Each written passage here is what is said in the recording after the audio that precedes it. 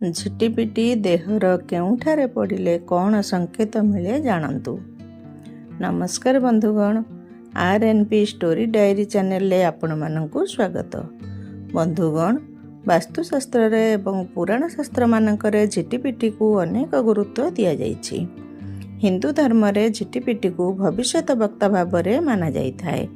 ମନୁଷ୍ୟର କେଉଁ କେଉଁ ଅଙ୍ଗରେ ଝିଟିପିଟି ପଡ଼ିଲେ କ'ଣ ସବୁ ସୂଚନା ମିଳିଥାଏ, କେଉଁ ରୂପରେ ଆମକୁ ଝିଟିପିଟି ଦେଖାଗଲେ କ'ଣ ହୁଏ, ତାହାର ଅର୍ଥ ମଧ୍ୟ ଶାସ୍ତ୍ରରେ ବର୍ଣ୍ଣନା କରାଯାଇଛି, ଯେଉଁଥିରେ ଆପଣ ଆସୁଥିବା ସମୟ ବିଷୟରେ ଜାଣିପାରିବେ। ଏହିପରି ଅଲଗା ଅଲଗା ସମୟରେ ଝିଟିପିଟିର ଶବ୍ଦକୁ ନେଇ ମଧ୍ୟ ଅନେକ କଥା ରହିଛି। ଏହିସବୁ କାରଣରୁ ଝିଟିପିଟିକୁ ଭଗବାନଙ୍କ ଦୂତ ମଧ୍ୟ କୁହାଯାଇଥାଏ। ଏଥିପାଇଁ ଏମାନଙ୍କୁ ମାରିବାକୁ ହିନ୍ଦୁ ଧର୍ମରେ ମନା କରାଯାଇଛି। କୁହାଯାଏ, ଝିଟିପିଟିକୁ ମାରିବା ପାପ ବୋଲି ଗଣାଯାଏ। ତାହାର ଫଳ ବାକି ଜନ୍ମରେ ଭୋଗିବାକୁ ପଡ଼େ। ବନ୍ଧୁଗଣ, ଆଜି ଆମେ ଆପଣମାନଙ୍କୁ ଝିଟିପିଟି ପ୍ରସଙ୍ଗରେ ଅନେକ ଅଜଣା କଥା କହିବୁ। ତେବେ ଭିଡ଼ିଓ ଆରମ୍ଭ କରିବା ପୂର୍ବରୁ ମୁଁ ଆପଣମାନଙ୍କୁ ଅନୁରୋଧ କରୁଛି କି ଯଦି ଆପଣ ଆମ ଚ୍ୟାନେଲକୁ ଏପର୍ଯ୍ୟନ୍ତ ସବସ୍କ୍ରାଇବ୍ କରିନାହାନ୍ତି, ତେବେ ଆମ ଚ୍ୟାନେଲକୁ ସବସ୍କ୍ରାଇବ୍ କରି ପାଖରେ ଆସୁଥିବା ଘଣ୍ଟି ଚିହ୍ନକୁ ଦବାଇ ଦିଅନ୍ତୁ, ଯାହାଦ୍ୱାରା ଆମର ସବୁ ନୂଆ ଭିଡ଼ିଓର ନୋଟିଫିକେସନ୍ ଆପଣଙ୍କ ପାଖରେ ପହଞ୍ଚିପାରିବ।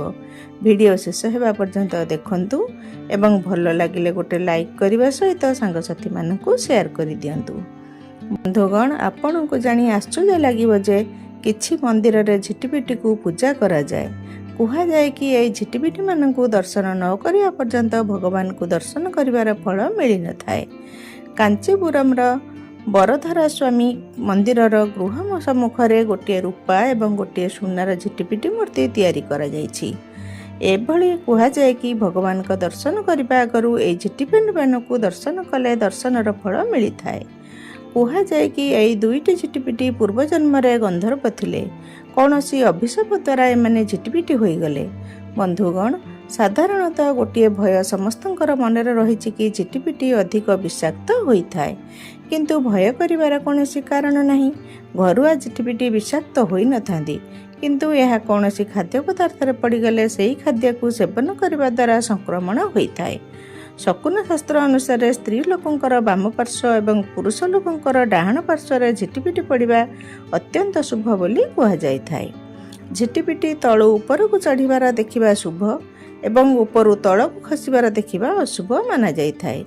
ଯଦି ରବିବାର ଏବଂ ମଙ୍ଗଳବାର ଦିନ ଲାଲ ରଙ୍ଗର ଝିଟିପିଟି ଏବଂ ଶନିବାର ଦିନ କଳା ରଙ୍ଗର ଝିଟିପିଟି ପଡ଼ିଯାଏ, ତାହେଲେ ଅଳ୍ପ କ୍ଷତି ହୋଇଥାଏ। ବନ୍ଧୁଗଣ, ଶାସ୍ତ୍ର ଅନୁସାରେ ଆପଣ ଭୋଜନ କରୁଥିବା ସମୟରେ ଯଦି ଝିଟିପିଟିର ଶବ୍ଦ ଶୁଣାଯାଏ, ତାହେଲେ ଘରକୁ ଅତି ଶୀଘ୍ର ଶୁଭ ସମାଚାର ମିଳିପାରେ। ସେହିପରି ଯଦି ଝିଟିପିଟି ଗୋଟିଏ ଉପରେ ଆଉ ଗୋଟିଏ ଥିବାର ଦେଖାଯାଏ, ତାହେଲେ ଆପଣଙ୍କର ବହୁତ ପୁରୁଣା ବନ୍ଧୁଙ୍କ ସହିତ ଦେଖା ହୋଇପାରେ।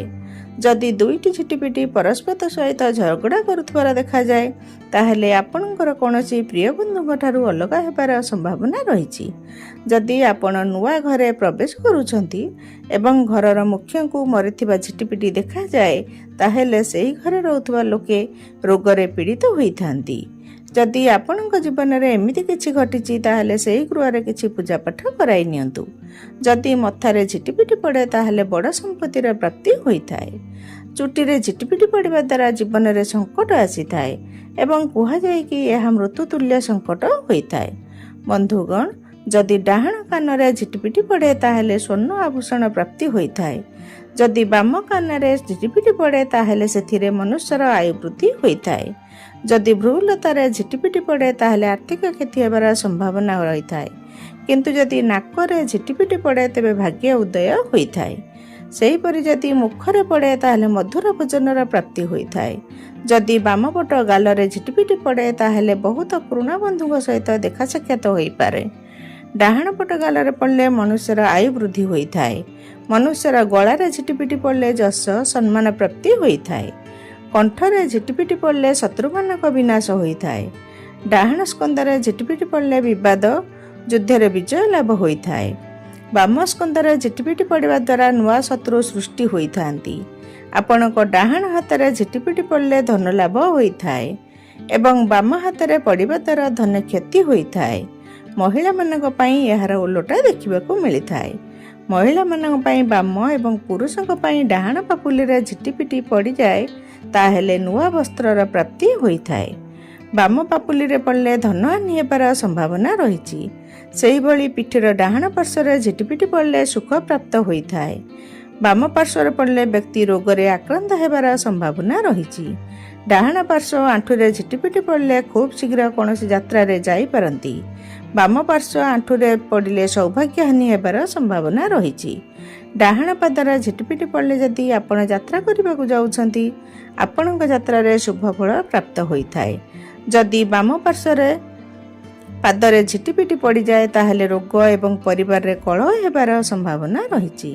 ବନ୍ଧୁଗଣ, ଏହିଭଳି ଭାବେ ଝିଟିପିଟି ପଡ଼ିବାର ଶୁଭ ଅଶୁଭର ସୂଚନା ଆପଣ ଜାଣିପାରିବେ। ଯଦି ଆପଣମାନଙ୍କୁ ଏହି ଭିଡ଼ିଓଟି ଭଲ ଲାଗିଲା ତେବେ ଗୋଟେ ଲାଇକ୍ କରିବା ସହିତ ଏହାକୁ ସେୟାର କରିଦିଅନ୍ତୁ। ଏମିତି ନୂଆ ନୂଆ ଭିଡ଼ିଓ ଦେଖିବା ପାଇଁ ଆମ ଚ୍ୟାନେଲକୁ ସବସ୍କ୍ରାଇବ୍ କରି ପାଖରେ ଆସୁଥିବା ଘଣ୍ଟି ଚିହ୍ନକୁ ଦବାଇ ଦିଅନ୍ତୁ, ଯାହାଦ୍ୱାରା ଆମର ସବୁ ନୂଆ ଭିଡ଼ିଓର ନୋଟିଫିକେସନ୍ ଆପଣଙ୍କ ପାଖରେ ପହଞ୍ଚିପାରିବ। ଭକ୍ତିର ଥରେ କମେଣ୍ଟ ବକ୍ସରେ ନିଜ ଇଷ୍ଟଦେବଙ୍କର ନାମ ଲେଖିଦିଅନ୍ତୁ। ପ୍ରଭୁଙ୍କ କୃପା ହେଲେ ଆପଣଙ୍କ ଜୀବନର ସବୁ ଦୁଃଖ କଷ୍ଟ ଦୂର ହୋଇଯିବ। ଜୟ ଜଗନ୍ନାଥ ସ୍ୱାମୀ।